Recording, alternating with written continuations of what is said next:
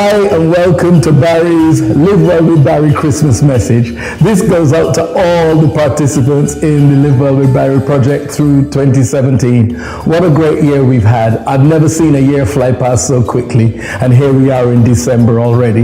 We've had highs and lows, we've had deep and meaningful moments, we've had hilarious moments, all on Live Well With Barrie, and it's been a wonderful journey, and here they all are.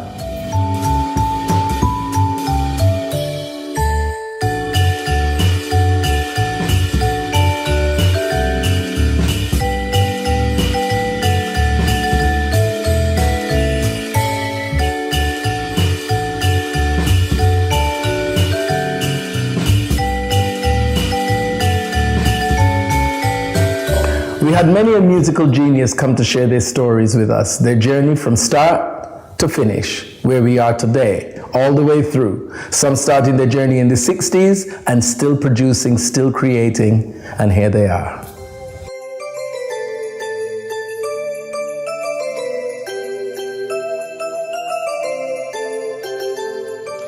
I was in Camden singing my album that I had signed to EMI at Dingwall's. Oh, right, yeah. On his doorstep. I was at Dingwall's. He was in the back, him and Nellie Hooper, watching my set.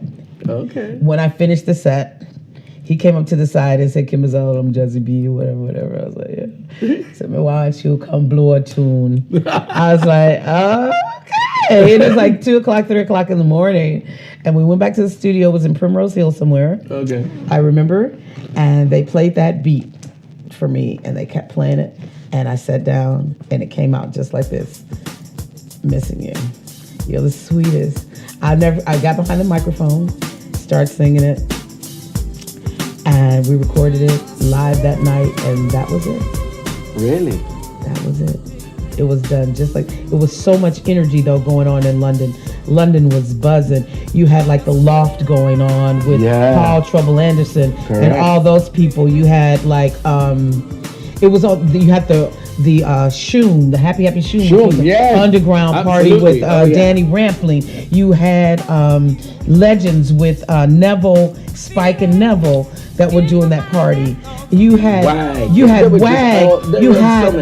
who else was just coming out? Sade was just coming out. You had Wham had just finished, and George Michael was doing the double bass thing. It was just all these clubs, Heaven, all of this energy, 24/7, and these pirate stations. And my brother Simon and I probably made our first recording when we were back in sort of 87, maybe 1987. And what was that? It was a song called "Love Is Not Enough."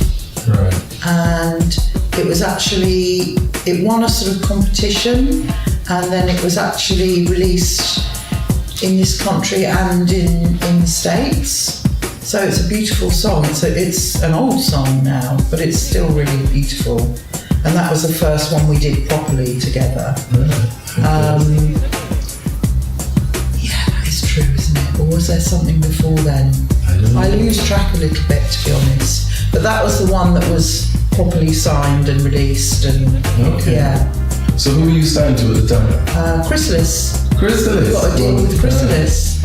And interestingly, the guy I think I'm right in saying the guy who signed us is now runs a label called Dome Records. Right. And that's the label that my brother Simon has got a record coming out with this year.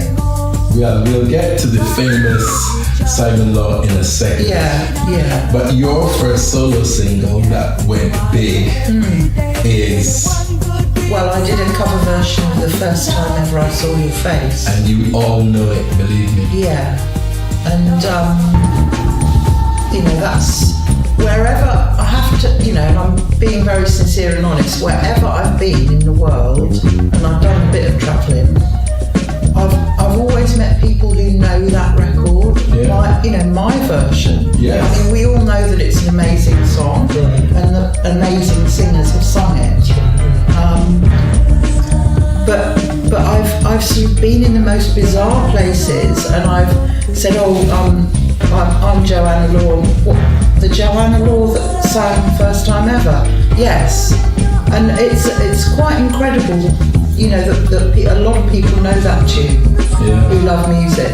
So I feel very blessed to have done that because it's meant a lot of things to a lot of people. It's still played in parties now. Yeah. It's still a popular party tune now. And quite a lot of people have said that they've made their children to it, which I think is the most wonderful thing anybody could say. You know, we conceived a child to that record. I'm thinking that's so good. I just love it. So I went on to be a DJ for Radio Luxembourg. Okay. You learn something every day. See, that's why I invite these people because their journey is so vast. Yes, it's a good time. DJ too. So we're going back to getting here. So we went with Dhaka. They loved us. We released Sounds Like the Flirtations, a fantastic album. And it was written, all the songs are written by two songwriters, Waddington and Bickerton, who now I'm very thrilled to say that we're in the process with Waddington, who really was the lyricist, on this project. He's written for us 12 new tracks, so we have a new album coming out. Imagine that. Yeah. You're amazing. That's why you're here, because it's the inspirational story. Yeah. However many decades on, 4 or 5 decades on, and you're still creating. Yeah. That's what's amazing. I think I can speak for myself because I'm here tonight. I love what I do. When I'm on stage with the Flirtations, we love what we do. You're alive. Yeah. And instead of retiring and thinking about retiring, we are thinking about, let's do that we got an album here. Yeah. The vocals are still good. Why not use them? Yeah, I could literally retire on that song. Now it's become an integral part of my life, you know. It's almost crystallized me into foreverness. Yeah. And but no, what happened? I've always got my songs that I'm doing my vocal warm-up to. When it came out on Joshua Tree album, U2, for those who don't know. Yes, U2. I only loved it because the Harlem Gospel Choir was at the back. Okay? And I'm here in there, you know? So I was really just practicing to the Harlem Gospel choirs. Now the lads heard me practicing to the song. As it goes, I think we were promoting 1, 2, 3, the first single, and they asked us to do something, a cover song, something that we outside our genre. So Mike said to me, Pauline, what was that song you were singing again? So I said, oh, U2 Still Haven't Found. I think we should just do that, eh? So I said, okay, fine, and we did that. Child, I don't know what happened from the moment we did that song on that Scottish TV programme. God, sometimes I tried to visualise what was the frenzy going on at Sony, what was happening. Because the next thing, we got a call saying, just do it, you guys, we want you in the studio, just record it and put it on the album, just for the album. Then I remember Lincoln saying something like, it's always good to have a cover on the album, so do it and do it. Okay, we did it. Then the next thing we heard was, it's going to be a single. Then the next thing we heard, the Americans and the British now are this, you know, labeled that side, they want this mix and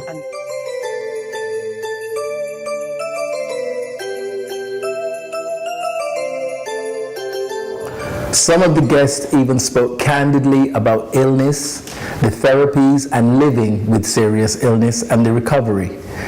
Here it is. Sometimes life is up and sometimes it's down. Yeah.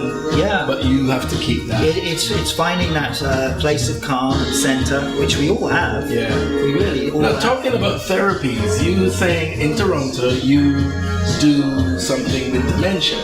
Yes, I do. Yeah. Musical therapy for dementia. Yeah, I've it's some work that I really love and feel Well, now. it's obviously close to your heart because I know your father has dementia. Yeah, it is close to my heart, and that's why I was interested initially, because of my father, who now has very advanced Alzheimer's. But this opportunity came to sort of work with folks with dementia there, and I now find it as equally as inspiring work as my own music. And it's very interesting how the two kind of cross over and inspire one another. And I do a lot of music making with the folks. Right. We do a lot of, at the moment we're engaged in writing this song together. Everyone is putting their ideas in. I'm going to record it. We'll make a video. We're making a documentary about the process, actually. And how many people are you working with? Oh, I mean, sometimes I have a class of 25 people. Right. You know. And they're all in varying stages of dementia? Not very advanced Alzheimer's, Okay. or dementia, but early to medium onset Alzheimer's or dementia, yeah. And it's very rewarding and beautiful work because music has such a powerful impact, a transformative power. And without our friend that's no longer with us, Clive. Do you remember Clive? Well, of course. Yeah, I mean, he helped me so massively in my career. And it was the people that I met that actually helped to project me forward because they loved what I was doing and they'd talk about Well, it. as you mentioned, Clive, he is the one that introduced you basically to us. He was like, I've got this amazing designer, Jacqueline Hansher, That's right. and he put your clothes in every show that we did. Absolutely, and he was fantastic. I loved Clive, you know, really loved Clive. And also I had another friend called Jaffa, who I don't know if you know, who was a makeup artist. Right. Do you know him? No. Did you ever meet him? So all the people that I met helped me. And if you think about like Joycelyn, I think Joycelyn actually introduced me to Clive. You know, they loved what I was doing and they were kind of like they were probably more courageous actually than I was because I'm actually quite shy. So they'd go out they and were wear very, it. and well, know. for Joycelyn still is, but I mean, and the time, you know, they were traveling. Absolutely, and internationals. You Absolutely, know, so very open-minded, very creative, very absolutely. And you know, if I'd given them something to wear and they'd worn it to a party or something, they'd talk about it. So you know, they were fantastic. I don't think my career So tell me about your charity for breast cancer. Well, I had breast cancer about 7 years ago. It was quite shocking, very dark place for me. Didn't know what was going on. I had to have a mastectomy. They removed my breast, and you know, it's like Frankenstein was my surgeon because I'm cut to ribbons. You know, it wasn't a healthy stitch-up job. And I had to have the chemotherapy. As a backing singer back in the day, I used to have long curly hair and all, you know. I remember. Yeah, and the chemotherapy lick out all my hair, and I was left with one eyelash, you know, just like, oh my God, please. And trying to stretch that over the whole I had thing. to comb over, from my eyelash to my head. But it was a dark journey, but the support, friends, family, partner, you know, was immense. And again, it's a journey that I had to live.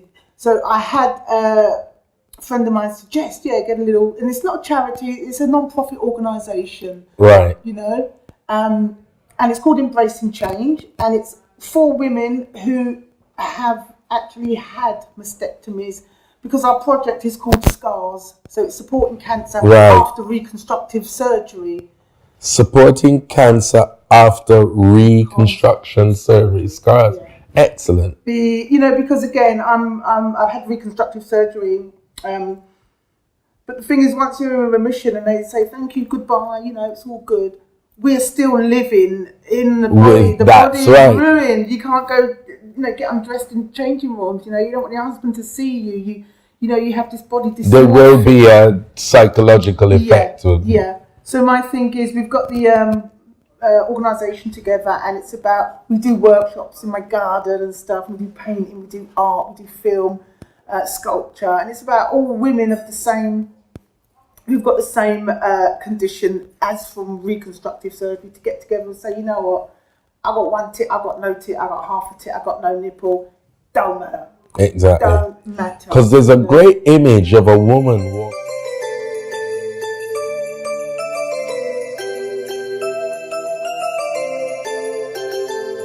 Some very enlightened guests came and shared the journey of writing, creative writing, as well as the healthy eating, living well, and therapies. So the Gambia connection now, this is where we want to get to. This is exciting. This is interesting. Yes. Gambia, 2005, went on my first trip. It was a group trip. And So this place is nice. Very similar to the Caribbean. Some areas are built up, some areas not so built up. People are friendly, sunshine, the warmth. I just thought, you know, I could live here. But being the lawyer that I am, have to check everything out.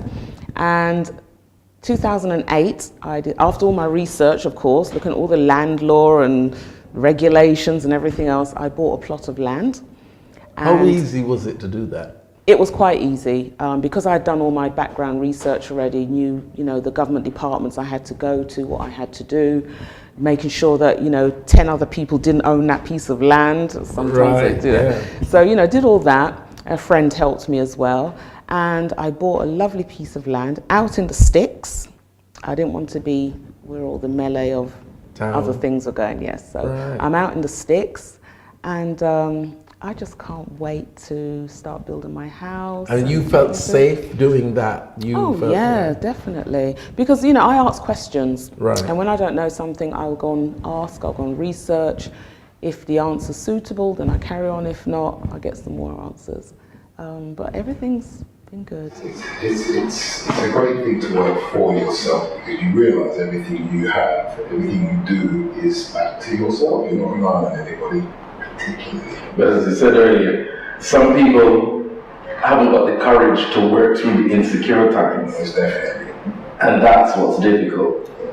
That is a very difficult place. But you know, I always say it's like you have to love what you do because, or you should love what you do because you have to spend so much time doing it. And if you don't enjoy what you do, you're going to have a very unhappy life. Most definitely. Baby, love for what you do is the key. If you don't love it, you can't. I don't think you can ever fulfill what you're supposed to do. Really. Yeah. What you're doing, you have to love it. You know, for me, music was always the key. I've written a cookbook which I've had sitting there for quite a while because the intention of this one is my journey into food. Right. So I've written in this book about, as I've said, growing up in the Caribbean, on a farm, understanding how to plant, understanding when the seasons are for reaping and so on and so forth. So I've written the whole journey to explain why now when I speak on veganism that it's nothing new because everyone. Now this is the second book that you're talking about because you said you had one published prior to that. Yeah, 2005. 2005, I self-published that myself. Right, okay. I did. Here goes it. I did. Entrepreneurial thing I again. did. It was a very small journal with regards but to. This one is more of an autobiography. This one, yes, contains with recipes, my journey, pictures of myself as a child with my grandma, and then you know. I love this woman. She's gonna publish pictures of herself from a child. I know that was. Publishes pictures of themselves from a child. You should see the after. You know, some of the pictures. I love it. Yeah, it's been taken. It's been a while trying to collate all those things together. So because it's about the journey of because a lot of time people say Caribbean people vegan. What's that about? You eat jerk chicken and so on. I get this all the time. Yeah. But when I say, well, naturally, my upbringing was that of eating from the soil. Yeah, that was still is a way of life. For your needs. Yeah. What is your strongest need? If your strongest need is the fact that you need to have the funds to do what it is that you want to do in life, then you will just do what you have to do because you need that. Because, you know, we all want to be rich, but we still need to do something about it. Yeah. You know, I was in a position wherein I could say, well, you know what? Yes, this is a gamble, but at this moment in time, I can survive just by doing what I enjoy doing. And I was always quite confident that I was going to make it within what I do. I mean, at the time, you know, back in those days, I was running a wine bar. As well as doing fitness, I was banking, running a wine bar, plus trying to keep a young boy at school. So I had loads of commitments, but I'm what you call a fairly hard worker. I don't believe that. And clearly a multitasker. Yeah. Well, it wasn't so much, you give up certain things. So, I mean, I gave up the wine bar. Right. Because I had to give my son, you know, give my son more time. But then the fitness side of things, it was something that I just knew I would never give up because it was ingrained in everything about me. Back in those days, because I was a dancer and I used to enjoy the dance, it was like, well, I've stopped clubbing now, so I'm going to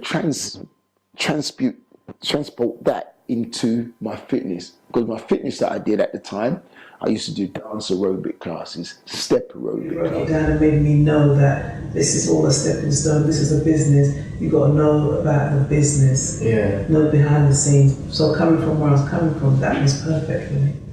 So are you still in touch with them? Yeah. Nice. Keep in touch, not as often as we would like. Life gets in the way, unfortunately. That's right. But my heart always remembers that kindness from Malcolm Frederick. But I was fortunate enough to be invited to an audience with Her Royal Highness Angela Barrie. And so many facts came out about the book. Yeah. What made you decide to write a book? Well, this lady contacted me, her name is Gertrude, and she contacted me, she was like, where's your book? And I was like, book? Those are for the people over there. And she goes, Andrew, with all that you've done, where's your story? And I remember thinking, would people want to read it? And then she started on the book and kind of creating the book, and then it wasn't kind of gelling how my story was coming out. Right. And then I just had to sit down and just go, look, let me get on it and write this book myself. Yeah. And all the blocks that I had about me being able to write it was gone. When I started to go, I remember when I was growing up, we used to play Knockdown Ginger, and we'd run down Sandra Road, then Overclock Road, and then we'd go over to this, and it all just came back. And that's when I thought, I could do this. And you just had to take the time to do it. Because it was like, 4 years, stop. Because no one can tell your story the way you can, because it's the emotion that you have to put into it. Because you could tell someone a story convey, and they write it.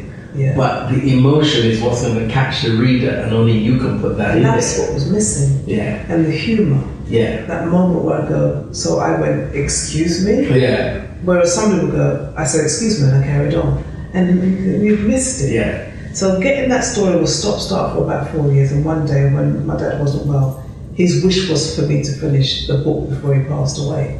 And I just got on with that book to finish it. And that's what pushed me to the end of it. Well, that's what's I remember a particular interview that I had with Cedella Marley, Bob Marley's mother. Okay. And I remember saying to her, you have the most beautiful eyes. And everybody looks at Bob Marley and they talk about his father, but he has your eyes. And as I was speaking to her, she was looking at me and I could see her eyes watering. She says, you're the first person that ever noticed that. Because she's darker and she doesn't look like him, right. They bypass her and they just look at his father. Right. And so I got some bits. Okay. And I think that's why I became a popular journalist. I know. That's why I became a Because you really delve into the person and find out about them. But again, it goes back to what we were saying earlier about being interested in people. Yes. You love people, you're interested in people, and that shows. Yes, and so and it you know when you're into somebody, you can meet sooner or later you have to stop that nonsense and then just relate to me as a human being and let me get on with my job. You don't have to sell yourself. This is the one thing I'd like to say to a lot of younger people.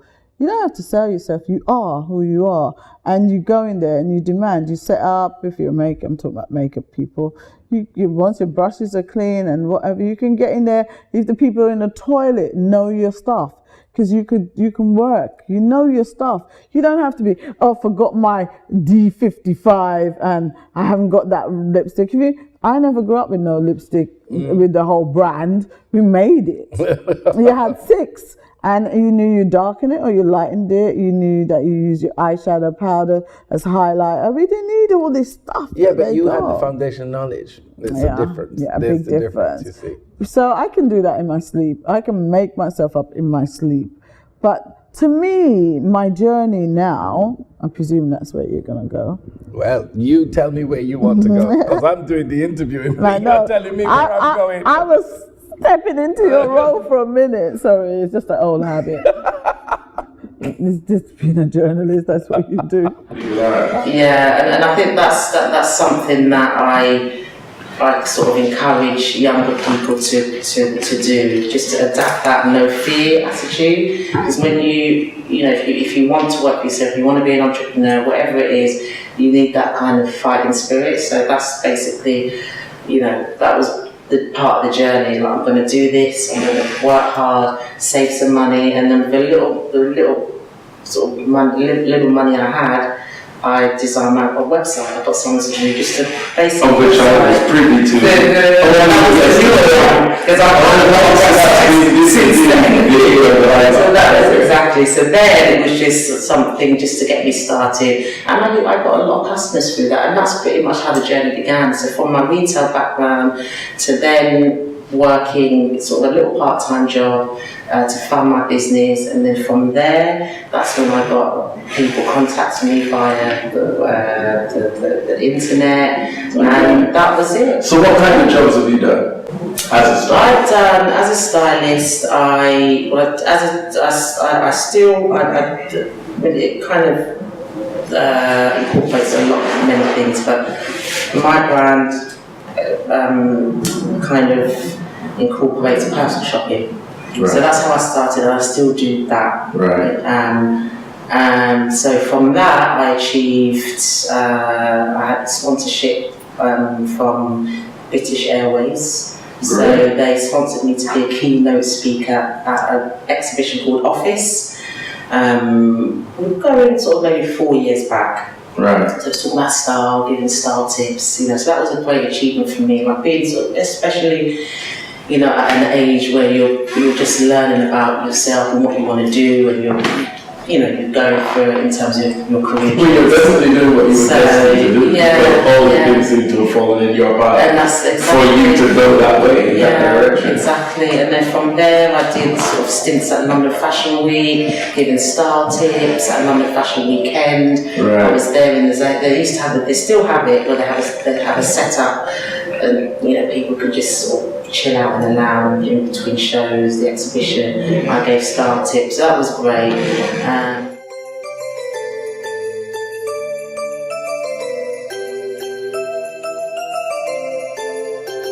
Now, to come on as a guest and share your spirituality is quite a personal thing. But I was lucky to have guests that were open and candid with me to tell their story, their truth, and how they felt about spirituality. And I also did, I discovered, I have difficulty saying the word spirituality for some reason, but I can see it. I'll say it. Spirituality. And I ended up going to the island of Skiros, which is in the Aegean, and there you can explore spirituality / therapy. You know? So it ranges from the really bonkers kind of rebirthing therapy up to, Freudian Gestalt two-chair therapy. Right. Under the kind of umbrella of spiritual regeneration, I guess. And that was very helpful for quite a long time. And then I think eventually I started to feel that there was a lot of bogusness. Yes, there, I think. And that in a way obscured the stuff that wasn't bogus. So for your relaxation and maintenance of your well-being, holidays, whatever, what do you do for your relaxation? Because obviously when you're creating it is quite draining. And, to put yourself in that Zen-like space, what do you do? If anything at all. Yeah, well, you might not do anything at all. Just go to sleep, go to bed. Go to sleep. I'll go to bed. Now I meditate. Okay. Walk in the parks. And clear the head. Exercise, clear the mind. But I like my artwork is very stimulating. It is fulfilling, you know what I mean? Right. So sometimes that is like my meditation is to do the artwork. That's like it's like my therapy. Both ways. It is very therapeutic when you're creative. Yeah, it is. You just want to do more and more and more and Yeah. more, but it can also take you to that place of exhaustion because Yes. you're enjoying it so much. Yes. You actually don't realize how much you're exerting yourself to do it. Yeah. And then you realize, actually, I've been standing here doing this for 14 hours. Yeah, I need to stop. Yeah. You know, so. But I mean, it's, I guess, like with anything, you just balance it out, don't you? You do whatever it is you're doing, and then you make sure that you have company with your friends and family. Yeah. And make sure that you, spend time alone, just reflecting. For me, that's what I need to do. Exactly, relaxation can come in many. So the house that I lived in was a really.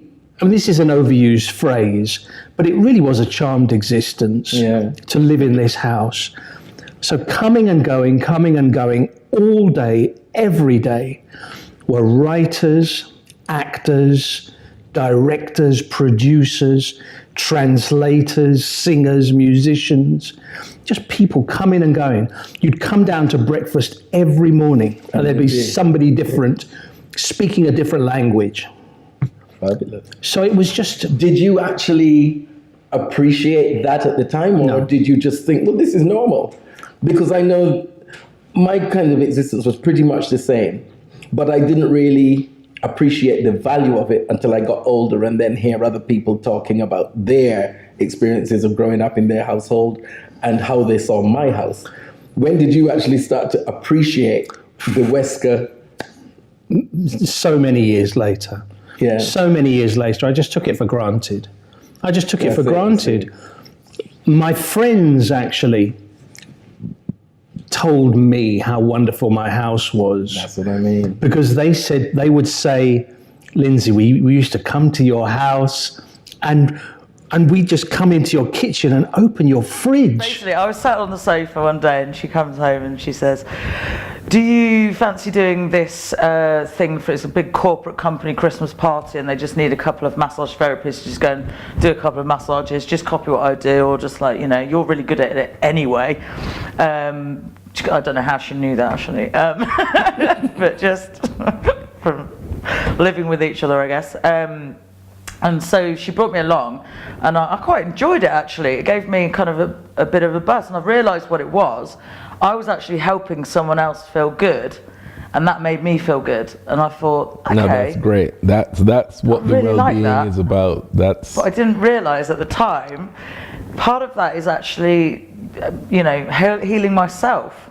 So I'm feeling good because I'm making you feel good. Yeah. But I'm healing myself at the same time, so everyone's a winner. So that kind of then, I was a bit of a fraud at that time. I hadn't actually got any qualifications. I was like, I'll give this a go, like most things in my life. How are you going to know unless you give it a go? You've got to test out the water. You don't want to sign up for a massage course for 2 years and then basically at the end of it decide, I don't really like that, which probably a lot of people do. Anyway, but I kind of learned on the job, then I did my qualifications, and now I do the occasional massage. I've got so many, strings to my bow to bring in the loaf. It's amazing that you actually find time to fit it all in. Yeah. So you know how to fake it sometimes. But also the fact that you're still here and doing it is the inspiration that gives you strength. Well, I think so. I think, there's so many other artists that have passed since then as well. Yeah. George Michael and Whitney and Michael. There's so many different people that I didn't think I'd ever see the end of their days. I think they're still here with us. Because they're so gargantuan, their body of work, their music, their personalities, you actually think they're almost immortal and invincible, they're gonna stay forever. Even though you know it's unrealistic. But you do. You think they're going to stay there forever, and they've inspired you. And I feel now that my work has become even bigger, because I think, as someone said to me, the universe is big, but the world is small. And what happens is people start to gravitate to who is left. Yeah. And I say, oh my God, so they're looking at you.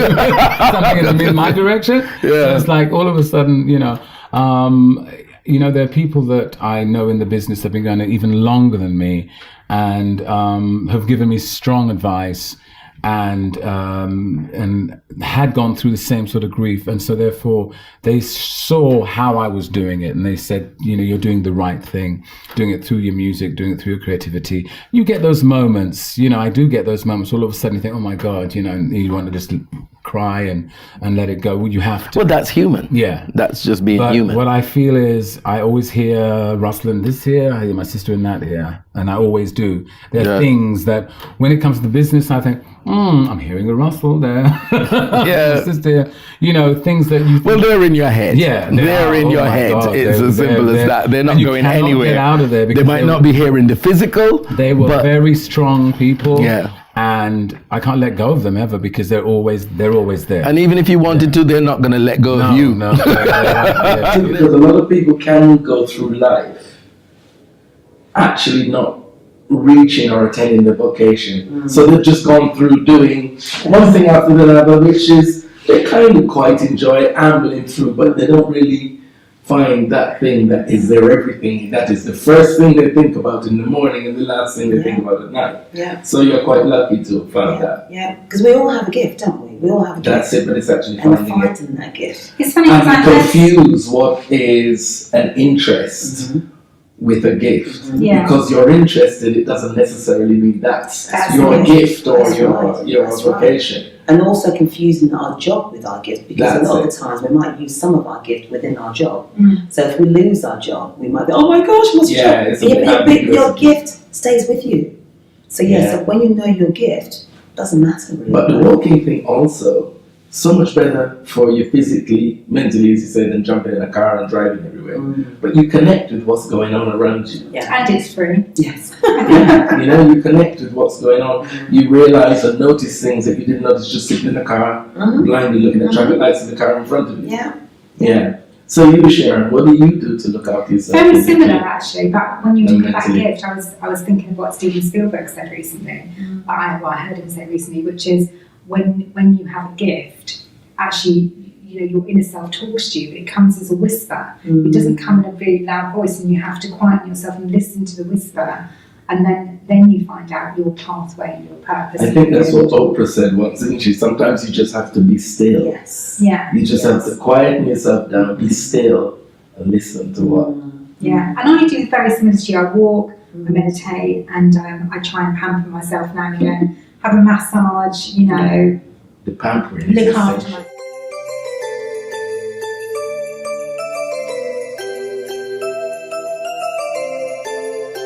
Now, the old adage, needs must, has never rung truer than with these guests here, who made the change and did what was required to make that change and make it a success. Around interiors, and also up Tanya around the shoes and the clothing and the bags. But how eventually get that fantastic together. is that it's a husband and wife team that are really working together for progression. Hand in hand, not one dragging the other saying, come on, we want to try and do this. And it really is arm in arm, hand in hand, and you're walking in the same direction. It genuinely works really well. I mean, that doesn't mean that we always agree. Well, of course not. But we have really healthy debates about things. And come to healthy conclusions. Yeah, we come to healthy conclusions, and we both support each other. That's the most important part. So, you know, you've really got each other's interests at heart, personally, professionally.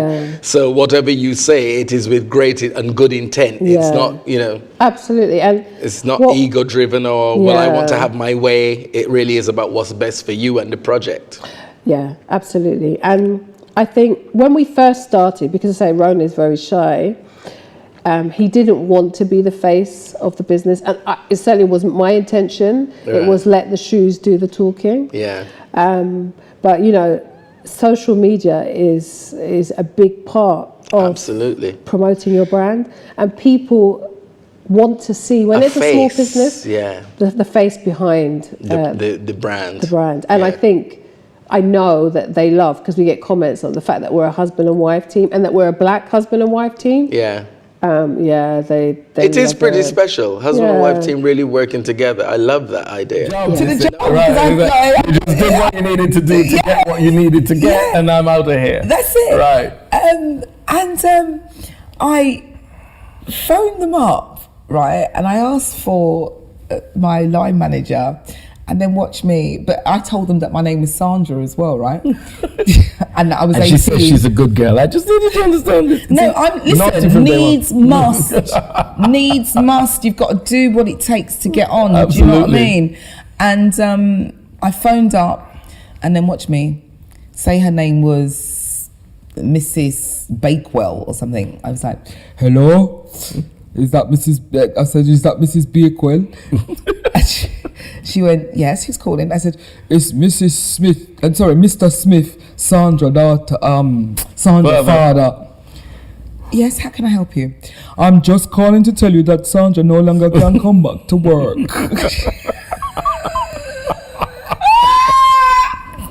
Then watch her now. Thank you for letting me know, Sandra.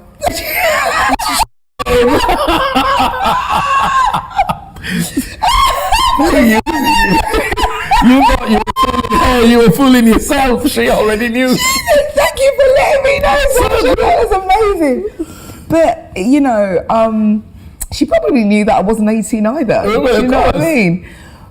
Trust me, you weren't the only Sandra. I'm sure in that job there were several Sandras. Do you know what I mean? So, do you know, when I think about it, I'm thinking, how did my mum allow me to do that? But you see, I think that my mum, there were certain things I could be honest about, to say, well, you know, I needed this money to do this, and this is what it's requiring, and Mum, I've got this job, can I do it? It's from this time to that, because it was 3 hours an evening, do you know what I mean?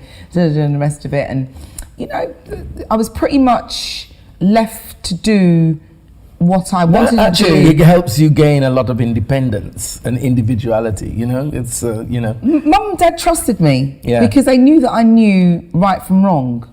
That's right. Yeah, they knew, and it's followed me all the way through. I've never really been in any kind of trouble until you upset me. Not really.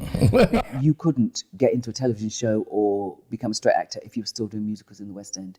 There was that barrier. There's this inverted snobbery. Not so much now, but there's this inverted snobbery that if you're a dancer, you're a bimbo, you're an idiot. When I had made the decision to leave the West End, because I realised I would have to leave the West End to audition for telly work, to audition for straight work, I was specifically told, it doesn't matter the fact that you've been working for 15 years, you need to go away and retrain. Because whatever that was that you were doing, that's not it. So you need to go away and retrain. So I was thinking, really? Oh, okay. I best go away and retrain. Acting? Yeah, just to go and do a drama course. Okay. So I was preparing to do a drama course, I need to go and audition, maybe, for a drama school. But 6 weeks after I left my last dance show, I got my first telly. And what was the first telly? My first telly was Doctors. It was Doctors, and the whole episode was about my character. Okay. But I didn't know that. I had gone to audition for the part of somebody's mum, and exactly, very young. I was an embryo, very small child, very young child, and so I had gone to audition for somebody's mum. It was only a few lines. I didn't get the part, so I sort of, the next day my agent said, "Oh, you haven't got the part." And I thought, "Oh well," but they want to see you for the part of a policewoman. So I, in my infinite wisdom, then just assumed it would be a smaller part. Right. So I got to the BBC, leaving myself 10 minutes. Because I've got photographic memory, it's fine. 10 minutes. If it's about 3 or 4 lines, I've got this. Yeah. I get there, and they give me the script, and it's literally 90-odd pages. And I'm like, oh my goodness, oh my God. So I thought, okay, just start reading. So I started reading. I must have done 3 pages. Jacqueline, we're ready for you. So I literally went in, and the scenes that they asked me to do. Is hilarious. I'm telling you, hilarious.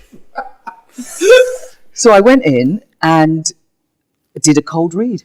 So it was literally the scenes that they asked me to do. I'd never clapped eyes on them until I read them, until that moment. And I remember them giving me some really good advice. And it was a really nice casting director. I wish I could remember who it was. Said, okay, so all you need to do is think it. You don't need to play it. Just think it. So it's in your head. So you've got an internal dialogue. And when you're not speaking, react to what the other person's saying. So I thought, so then next thing I know, I've got the job. And I'm at Euston, going up to Birmingham for 4 weeks to film this television programme, crying because I'm terrified. My boyfriend's on the platform waving me off.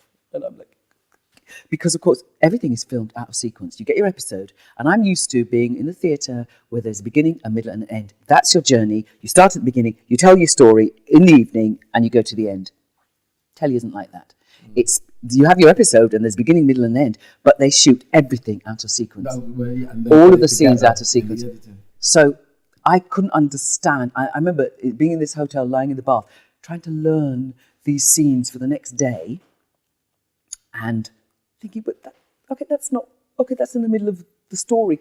And I thought, okay, whatever that is, I'm just going to learn that for the day. I'm going to learn that for tomorrow. Worry about the rest of it on the subsequent days. And I remember getting there and being introduced to one of the regular cast members that I was going to be working with, an actress called Jacqueline Leonard. Don't you remember her? She was in EastEnders. She played Joe's mum. Was it Joe Wicks's mum? I think he had mental health problems, and she had long brown curly hair. She always used to say, Joe. So that's what she said a lot. Going straight into acting. So she was. I was playing opposite her, and so we were just chatting and getting to know each other. And so she said, "Do you want to go over our lines?" I said, "Oh my God, oh yes, please, yes, please." So she was talking like this to me naturally, and then she literally went, "So the thing is," and I thought, "What's she doing? What's she doing?" And what she was doing was really, really tiny. She was speaking really, really small, and everything was much less animated than she was in real life. Right. So I was like, "Oh, okay, that's what to do. That's what to do." So everything I learned, everything trial and error on the job. And of course, just being in the environment with experienced people. Yes. You'll learn those little tricks of the trade that make the job easy. Yeah. Like also I learned really quickly that first day, don't do anything. When you're speaking. But that's the anchor he gave me. Amazing. Oh, it was. I'm present to it now. I didn't realise it at the time, but he inspired me. And one of my students, he's from Hong Kong. Most of my students are in Europe, but thanks to the internet, I coach them through Skype. And we have those types of conversations. Well, how times have changed. Considerably. You can coach somebody in Hong Kong. Yeah. That's amazing. Yeah. Now, are you going to grace us with some magic? I can create something for you right now if you like. Quick, I can't wait any longer. All right, would you like to help me with this? Yeah. All right, okay. Sure would. I'm pretending to be a grown-up now. All right, I know we're on candid camera here. Can I see your hand for a second, Joe? Oh, that's very nice. Yeah. Got a very good money line, by the way. Can you make that ring disappear and come onto my finger? Sorry. Does your job pay well? No. Oh, okay, well, I'll tell you what, just for you, I'm going to lace your palm with a little bit of silver. Ooh. These are pure silver dollars. Okay, keep that nice and steady. Now, the beautiful thing is this is going to happen in your hand. All right, you can confirm how many you got there? 4. All right, with your other hand, just square the coins up like a stack of poker chips. Okay, very good. Now close your right hand tightly around them. Okay. Now since you've got them, I can't cheat. Okay, turn your hand over. Barry, they say the will is strong, but the flesh is weak. Are you ready?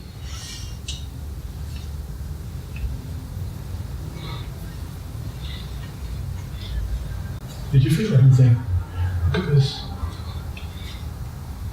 No. Through flesh and bone. I tried not to leave any bumps or bruises. Did you feel anything? No. Turn your hand over. Did it work? Oh, stop that. Oh, stop it. That. Stop that. No. I'm trying to be a grown-up here, but you're making it very difficult. Did you see that? 4 turned into 3, literally before my eyes. Oh my gosh. In a moment, one of these will leave my hand and join this one. How would you like it, visibly or invisibly? I'm going to pass out if you keep this up. Visibly or invisibly? What do you think, Joe? Invisibly. Invisibly? Yeah. Well, I'll tell you what. If you listen, you'll actually hear when the next one arrives, okay? So watch this. Are you ready? Watch. Did you hear that? The eagle has landed. I'm gonna pass out. I don't think I can take much more of this. Did you realise my hand was closed for just a second? Yeah. I was doing this the other night. There was a lady in the front who says, Michael, can you do it without closing your hand? I said, I want to see the moment the coin leaves one hand and joins the other. Look, nothing else in my hands. Okay? I think it was Elton John who said the space between the notes creates the music.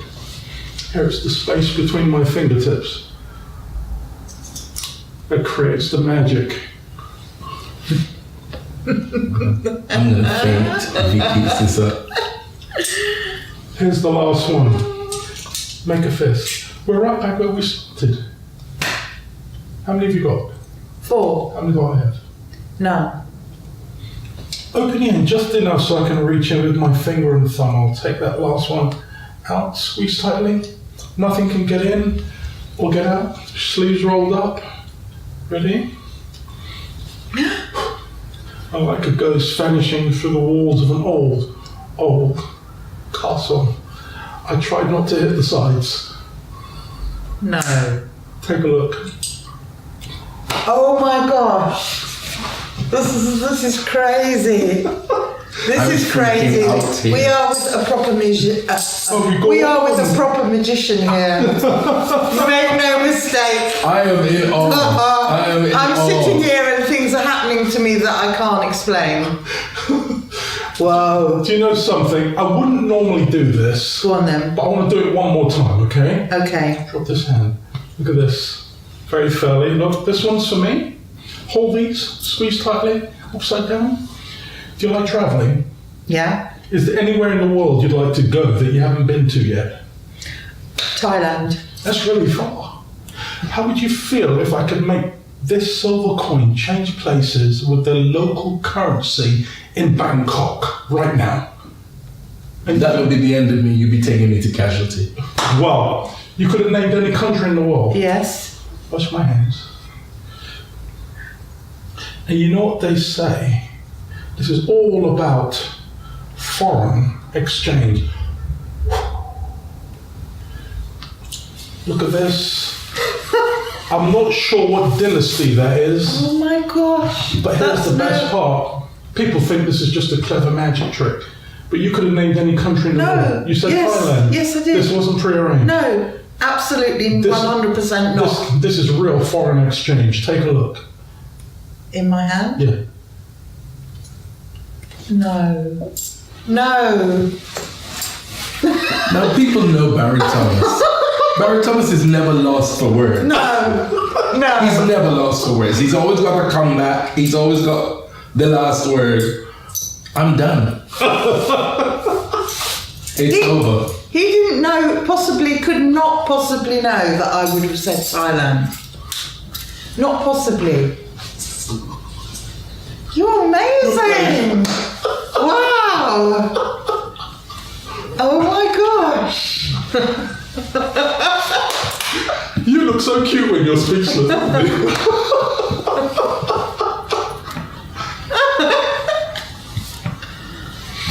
I understand now, I understand. Oh my goodness. How can you be hosting a talk show and be lost for words? That means conversation done. Mike, you're amazing. Thank you. Now, website information, please. Okay. If you're interested in my magic, that's michaelvincentmagic.com. If you're interested in learning magic, or if you're interested in personal development or coaching, it'll be thevincentacademy.co.uk. If you're interested in my photography, then I am the Fuji Warrior. You, with your busy lifestyle as an ambassador, I'm sure you're extremely busy. What do you do to keep your equilibrium and look after yourself, to look after Viv Richards? Well, I'll tell you something. One of the things that you got to make sure that whenever or whatever hotel that you may be checked into, that at least what's on the menu do fit the things that you like to consume. The other thing as well too is making sure that they have a gym, and I'll walk with my my walking gear, and my walking shoe and make sure that I do, just to give the regular cardio or workout. Because if you're a sports person and you've been playing all your life, sometimes to just retire and not do nothing sometimes can be dangerous in my opinion, or hazardous in my opinion. So at least just to give the cardio a little workout, I'll make sure that I'll get into a place of fitness and get certain little things done. So you maintain that? It's important. I think it's important, basically, if you're a sports person, to just give up. To me, that is like signing a death sentence, in my opinion. Indeed, indeed. Well, Vivian Richards, an honor. Right, the honor is all mine. Pleasure. Thank Lovely you. to talk to you. Thank you for taking brother. time to talk to us. Thank you so much. Take care. All the best.